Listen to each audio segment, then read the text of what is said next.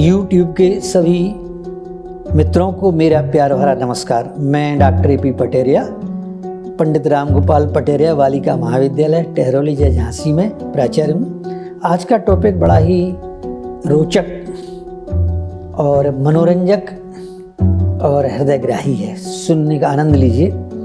हमारी जो लोकोक्तियाँ हैं, लोक कहावतें हैं, उनमें भी सेहत के सूत्र छिपे हुए हैं, उनमें सामाजिक विकास के सूत्र छिपे हुए हैं। हम लोग बोलते हैं, गांव में लोग बोलते थे, अब ज़रूर हम लोग जो है, जो हमारी मूल भाषा भी जो है कम हो रही है, और जब मूल भाषा ही खत्म हो रही है, मूल संस्कार खत्म हो रहे हैं, तो लोकोक्तियाँ, लोक कहावतें भी खत्म हो रही हैं। परंतु गौर करेंगे, और यद्यपि भारत सरकार लोक भाषाओं पर अनुसंधान करा रही है, कर रही है, पहले ही विद्वानों ने लोकोक्तियों, लोक कहावतों, लोक कथाओं, लोक गाथाओं पर बहुत अनुसंधान किया है। उन्हीं की कुछ चर्चाएं हम लोकोक्तियों के माध्यम से कर रहे हैं। आप सुनिए, आनंद लीजिए और शेयर करिए, सब्सक्राइब करिए और दूसरों को अधिक से अधिक पहुंचाइए, ताकि वो उसको आनंद लें और प्रसन्न हो सकें।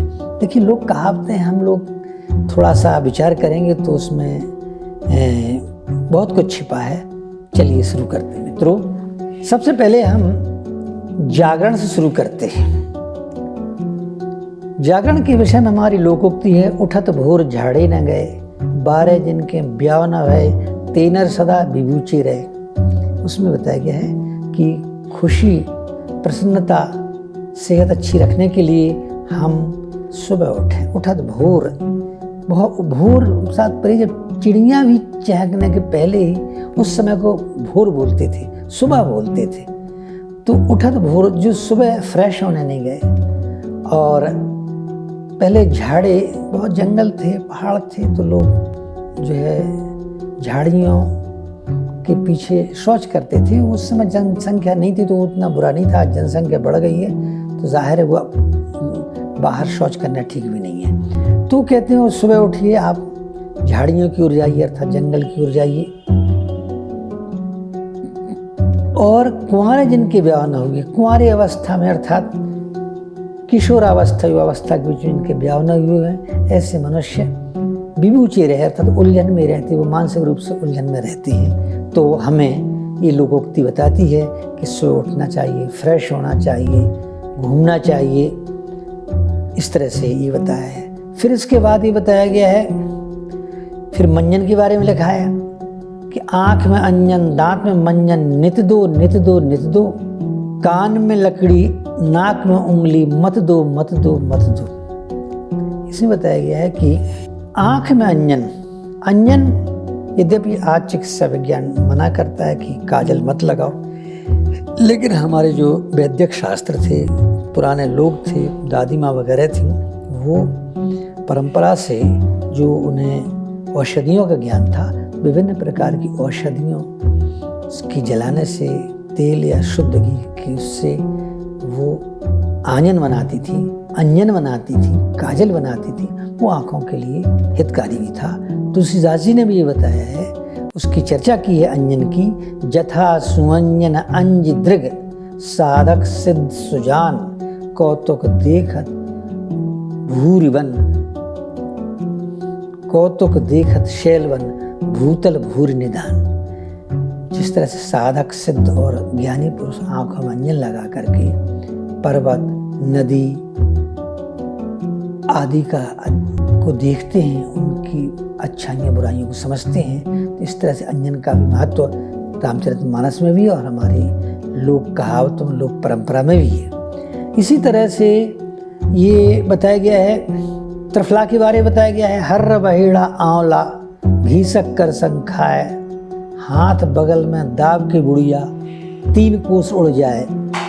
त्रिफला के बारे में भी ये बताया गया है कि त्रिफला, हर्र बहेड़ा आंवला, ये सेहत के लिए बहुत फायदा करता है। चाहे एलोपैथी चिकित्सक हों, चाहे आयुर्वेदिक चिकित्सक हों या अन्य भी हों, वो त्रिफला की महत्ता को सिद्ध बताते हैं, सिद्ध करते हैं कि त्रिफला महत्वपूर्ण रसायन है और अल्प मात्रा में इसका प्रयोग करने से अनेक लाभ होते हैं। ये सभी जानते हैं। तो उसमें है कि हर बहेड़ा आंवला घी शक्कर संग खाए, अल्प मात्रा में घी और थोड़ी शक्कर का सेवन फांकी लगाएं तो फायदा होता है। हर बहेड़ा ताकतवर होता है, ये लोकोक्ति बताती है। और अतिशयोक्ति बात भी कहती है कि हाथ बगल में बांध के बुढ़िया 3 कोस उड़ जाए, मतलब इतनी तेज चलने लगेगी। ये तात्पर्य है कि त्रिफला की महत्ता हमारी लोकोक्ति बताती है। फिर ये बताती है कि किस माह में हम क्या ना खाएं। देखिए उसका आनंद लीजिए। चैत है गुड़, वैसाख है तेल, जेठ है लटा, आषाढ़ है वेल, सावन दूध, भादों दही, कुंवर करेला, कार्तिक मही, अगहन जीरा, फूस धना, माघ में मिश्री, फागुन चना। इस तरह से 12 महीनों में क्या क्या निषेध है, किस किस चीज़ से हमें बचना चाहिए, उसका विवरण बताया गया है। जैसे चैत है गुड़, चैत में गुड़ का सेवन कम करो। चैत है गुड़, वैशाख है तेल, वैशाख में तेल आदि का सेवन कम करिए। जेठ में लटा, लटा होता है ना महुए का, जेठ में नहीं खाना चाहिए, गर्म होता है। आषाढ़ है वेल, आषाढ़ में बेल का सेवन आषाढ़ में वर्षा काल में नहीं करना चाहिए। सावन दूध, सावन में दूध का सेवन नहीं करना चाहिए, कम करना चाहिए, क्योंकि उसमें वर्षा काल के कारण जो पानी के कारण दूध फायदेमंद नहीं होता है। भादों दही, भादों में दही नहीं खाना चाहिए। सावन दूध, भादों दही। कुंवर करेला, कुंवर में करेला नहीं खाना चाहिए। कार्तिक में दही नहीं खाना चाहिए। अगन में जीरा नहीं खाना चाहिए। पूष में धना नहीं खाना चाहिए। माघ में मिश्री नहीं खाना चाहिए। फागुन में चना नहीं खाना चाहिए। इस तरह से 12 महीने में ये चीज़ें निषिद्ध होती हैं। उनका पालन करने से हम तमाम प्रकार की समस्याओं से बच सकते हैं। ये हमारी लोकोक्ति बताती है। इसके बाद ये बताती है कि जीवन में सुख क्या है। देखिए उसका भी आनंद लीजिए। 7 सुख बताए गए हैं। जैसे कि कोई समृद्ध है, वो कहते हैं क्या कहना है भाई, उनको तो 7 सुख हैं। ये लोकोक्ति गांव में पहले सुनी जाती थी, अब शहरों में जो लोक भाषा ही सम्मानित नहीं है तो उसकी लोकोक्तियाँ कौन जानेगा। देखिए उसका आनंद लीजिए। 7 सुख बताते हैं। प्रथम है सुख निरोगी काया, दूसरा सुख हो घर में माया, तीसरा सुख कुलवंती नारी, चौथा सुख सुत आज्ञाकारी, पंचम सुख हो सुंदर वासा, षष्ठम सुख हो सज्जन पासा, सप्तम सुख हो मित्र घनेरे, ऐसे नर जग नहीं बहुत तेरे। देखिए 7 सुख की बात बताई गई है। 7 सुख जो है किस 7 सुख हैं क्या, ये देखते हैं आप। प्रथम है सुख, व्यक्ति के लिए पहला सुख है निरोगी काया। निरोग रहना व्यक्ति का पहला सुख है।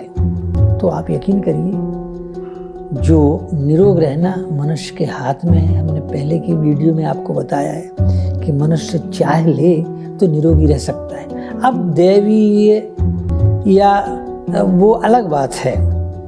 तो इस बात को गौर करिए कि हम इस बात को गौर करें कि स्वास्थ्य हमारे हाथ में है।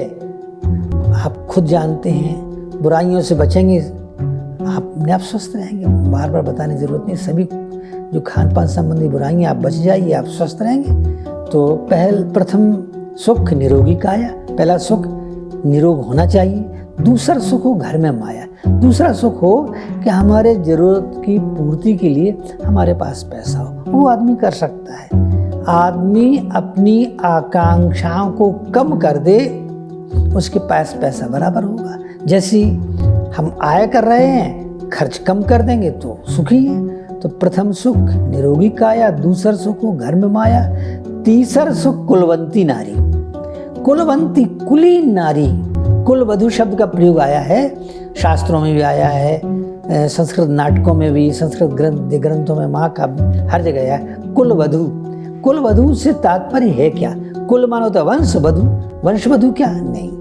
कुल वधु उसको कहते हैं अच्छे कुल की, अच्छे आचरण वाली बहू को देख के उसके कुल के बारे में लोग कहते हैं अरे अच्छे कुल की लड़की देखो, जो है कितनी शांत है, सज्जन है, कर्मशील है। और अगर कोई कर्कशा है तो कहते हैं उसका कुल ही खराब है। मतलब उससे आचरण को देख के उसके कुल का मूल्यांकन करते हैं, इसलिए कुलवधू। तो कहते हैं प्रथम सुख निरोगी काया, दूसरा सुख हो घर में माया, तीसरा सुख कुलवंती नारी, और चौथा सुख सुत आज्ञाकारी। तो कुलवंती नारी कैसे होगी? एक तो जन्मजात कुलवंती होती ही हैं, और थोड़ा बहुत कमी हो तो उसका भी एक थोड़ा सा उपाय है। हर व्यक्ति अपनी कमी देखे और अपनी पत्नी में अच्छाइयाँ देखे। पत्नी अपनी कमी देखे और पति में अच्छाइयाँ देखे तो निस्संदेह उनमें प्रेम रहेगा, तो चौथा भी सुख मिल जाएगा। तीसरा सुख कुलवंती नारी, चौथा सुख सुत आज्ञाकारी। सुत आज्ञाकारी भी चौथा सुख है। तो सुत को आज्ञाकारी करने के लिए आप उसको जो है बनावटी प्रेम मत दीजिए कि हम अच्छी सुविधाएं देकर के उसको प्रेम कर रहे हैं, नहीं कर रहे हैं। आप अधिक से अधिक सुविधाएं देंगे तो आप प्रेम नहीं कर रहे हैं, उसको गलत मार्ग पे चलाना चाह रहे हैं। आप जो है उसको खान पान पहनावे में सीमित करिए, आपके पुत्र आज्ञाकारी होंगे। पंचम सुख हो सुंदरवास, अच्छा भगवान आवास दे दे रहने के लिए, तो आवास भगवान देगा। आप कर्मशील होंगे तो अपने आवास जैसा भी दिया, कच्चा है तो उसको साफ सुथरा रखिए, और पक्का है तो साफ सुथरा रखिए। कच्चा मकान भी अगर साफ सुथरा होगा तो बड़ा खूबसूरत होगा, पक्का मकान भी अगर गंदगी पड़ी रहेगी तो अच्छा नहीं लगेगा। तो ये भी एक सुख है। पंचम सुख हो सुंदर वासा, निवास अच्छा हो। षष्ठम सुख हो सज्जन पासा। छठवां जो सुख है वो है सज्जन लोग आसपास रहते हो, मदिरापाई, अपराधी, डकैत ये ना रहते हो। ये जो है कष्ट में आता है, इसलिए हमारे आसपास जो है अच्छे सज्जन लोग हों। सप्तम सुख हो मित्र घनेरे। सातवां सुख भी है कि मित्र हमारे ऐसे हों, अच्छे मित्र हों, हैं मुंह पे अच्छी कहने वाले और पीठ पीछे निंदा करने वाले ऐसे मित्र ना हों। तो ये हमारे 7 सुख हैं, और हमारे लोगों की उनकी चर्चा की गई है। बस मित्रों, कहने को तो बहुत है, लेकिन अब इसी के साथ ही मैं वाणी को विराम देता हूँ। बहुत बहुत धन्यवाद।